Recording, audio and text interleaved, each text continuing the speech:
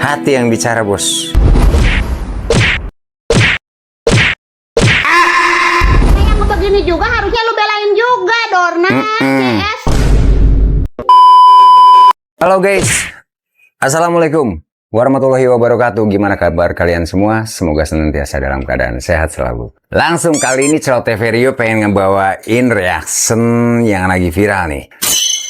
Wih, seru banget kayaknya guys. KDM sampai menangis. Sidak pabrik kapur, hancur hati melihat susahnya warga Jabar mencari rizki, mencari uang guys.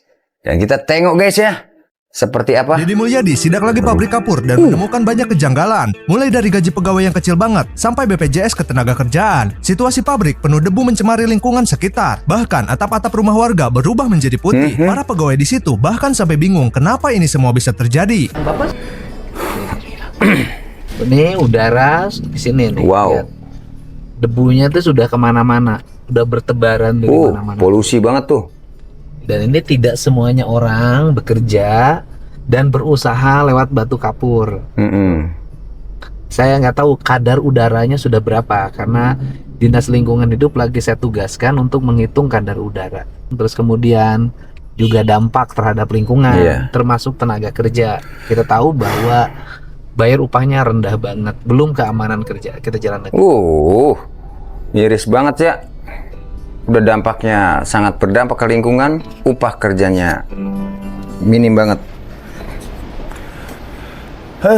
Alamak.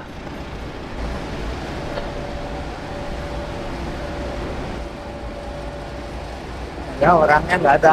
Sidak langsung datang loh. Wah, itu Lihat orang tuh orang kerja gini, bos. Kamu digaji berapa? Coba. turun ke DM. Alah, jatuh awas, Pak. Aduh. Ini pabrik naon ya? Pengolahan. Pengolahan apa? Batu kapur, Pak. Ini teh bahan apa ini? Bahan apa? Batu kapur biasanya buat apa? tambang udang. Oh, tambak udang dari sini. Berapa upahnya sehari? Tambah udang, guys. Alamun tadi mah tukang terus, Pak. Borongan lagi. Iya. Berapa borongannya? Kali rata-rata 500 per satu. Seminggu. Lebih murah dari kemarin. Terus BPJS? PJS Nggak ada. Dikasih makan?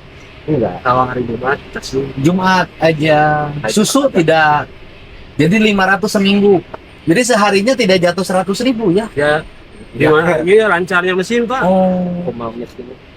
500 itu rata-rata. Tiap hari begini nggak dikasih masker? Ya ini maskernya. Ya nggak dikasih. Nggak dikasih sepatu pengamanan? Nggak ada. Bapak pernah sakit batuk? Aduh. Obat ini, Pak. Hah? Bapak sakit berobat sendiri. Kata dokter, Bapak sakit apa? Kemarin asma. Ah, iya. Kemarin asma. Asma berdampak dari Ya udah kasih asma. itu. Berobat sendiri. Jadi kalaupun sakit asma membiayai hidup sendiri. Ya divakum sendiri, Pak. Hah? Divakum kemarin. Dipakum. Tiap hari ini ada berapa karyawan nih? Ini barangnya dikirim kemana? Miris banget sih. Ya kalau biasanya ke Sulawesi. Ke Sulawesi. Sok hirupan mesinnya kumaha? Sok. Oh, langsung.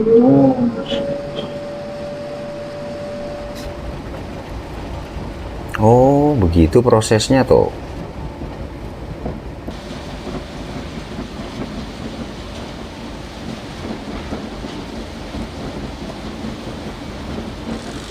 Keder KDM.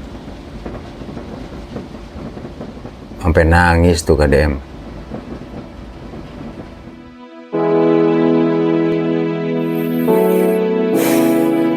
Hati yang bicara, bos.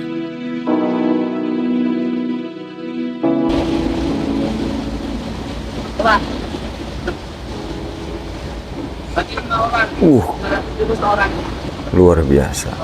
Bapak minta KTP-nya saya. Minta KTP. Tapi udah kerjanya. Bapak kita nama-namanya sama nomor kontaknya. Kasih nama-nomor kontaknya. Bayangin loh. Gaji hanya 500.000 seminggu tanpa jaminan kesehatan BPJS, tanpa jaminan ketenagakerjaan. Melahirkan mungkin banyak orang kaya dilahirkan di sini.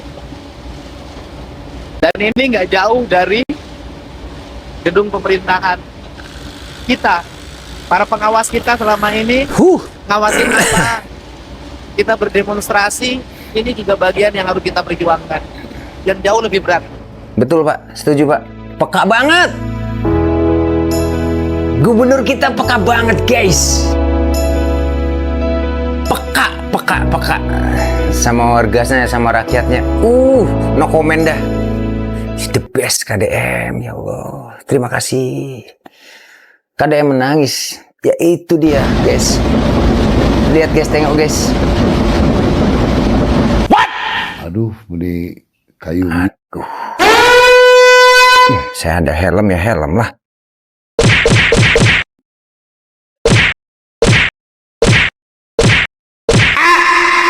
Aduh ya Allah, Pak, ini limbah kapurnya kenapa ada di sini, Pak?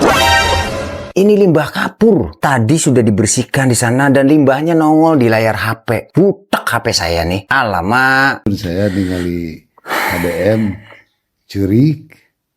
Waduh, meneteskan air mata di Padalarang. Cik atuh Pak, cerik teh dirumpin si gudeg tuh. Ya, masyarakat Jawa Barat ku Bapak geus jadi susah hirupna. Mek prekan batu nya. Banyak kayak gitu. Di Cirebon juga banyak. Kentut bau banget bacotnya tuh. Aduh. Aha atuh rek cerik dirumpin di Cigudeg. Si cerik teh dinu tepat. Anu ku Bapak dijolimi. Jolim Bapak mah. Nya.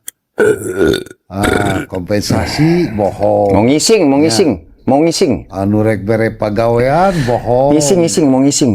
Ya, wah nanti dikasih pekerjaan bohong. Mere naon teh mobil tanpa DP bohong. Waktu 3 bulan paling lila bohong. Cirik mah di ditu Pak, dirumpin di Cigudeg. Watir, saya gaya hayang cirik. Pok, tanggepin Pok. Orang gila tadi. Tuh, lihat tuh, buka mata lu. Yang selalu ngomong pada di Mulyadi kagak ada manfaatnya, kagak ada manfaatnya. Tuh, lu lihat.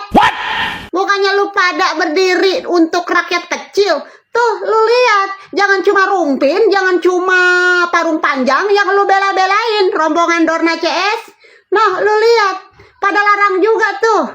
Ada yang harus lu belain.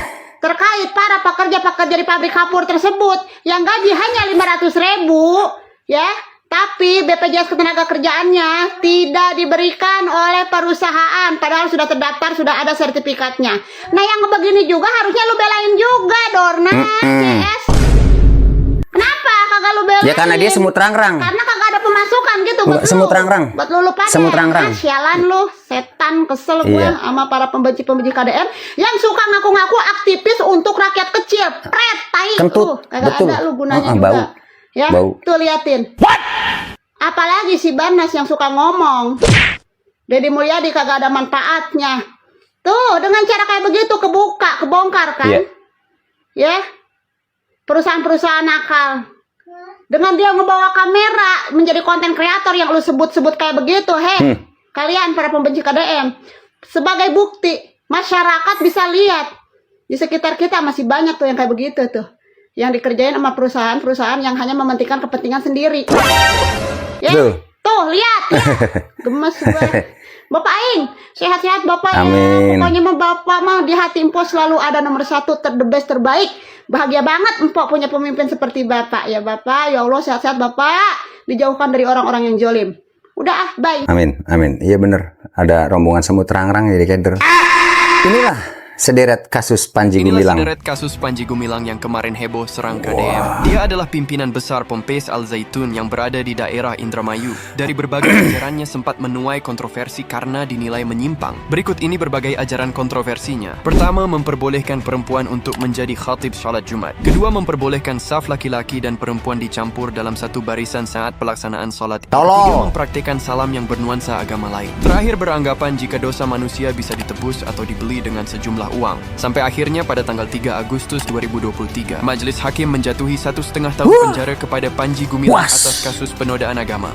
puas, orang tolol pada diikutin, bubarin itu, santri-santrinya udah pulangin semuanya. Kan sekarang bahasa Sunda terlalu sering pakai aing. Padahal itu bahasa Banten yang paling kasar. Nah, kemana dia? Aing mereka Bandung.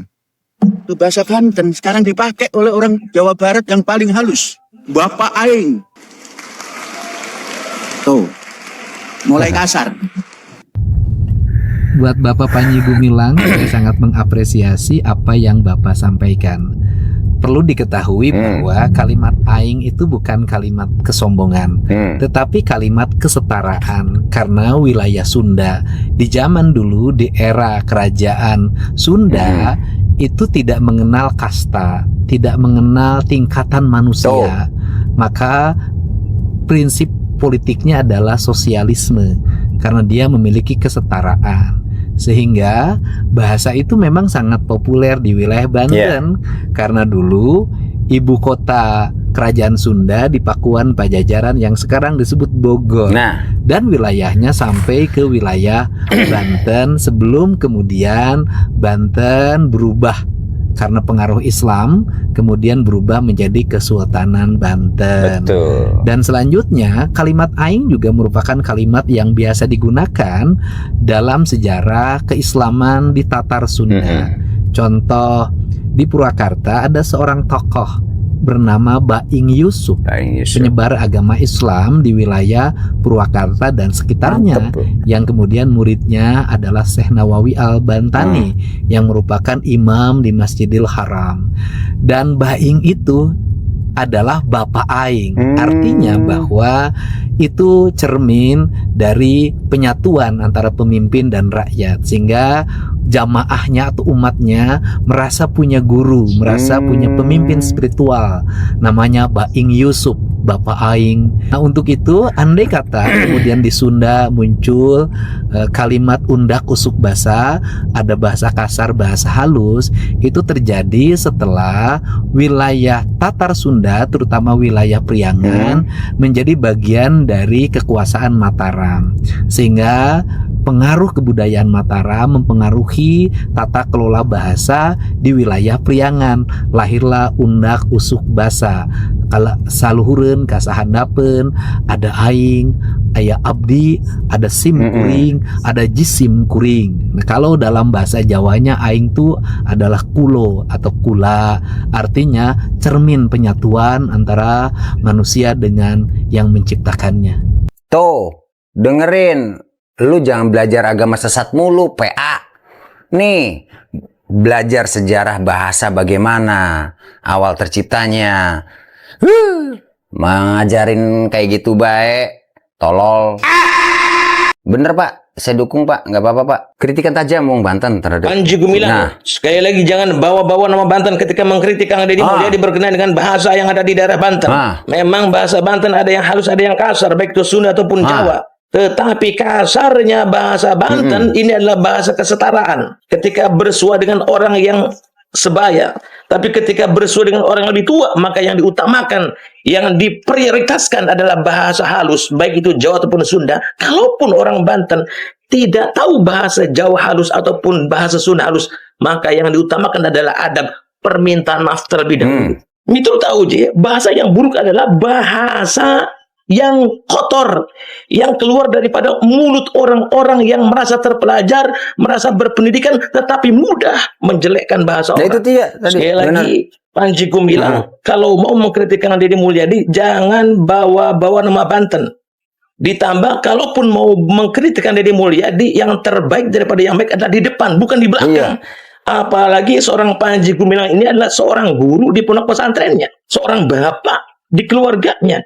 Tidak etis, tidak bijaksana, manakala mindsetnya adalah di belakang, bukan di depan. Betul. Seperti itu dulu guys. Semoga kita itu dicerdaskan oleh berita-berita yang cerdas, bukan berita-berita yang seperti tadi tuh. Ada banyak yang bikin kesel, orang-orang pada PA semua itu kebanyakan pembenci KDM. Terima kasih untuk kalian semua. Jangan lupa like, share, and subscribe ya bos. Untuk Celoteh Rio, semoga kedepannya maju, jaya, dan bisa berkembang. Terima kasih. Assalamualaikum warahmatullahi wabarakatuh. Dadah.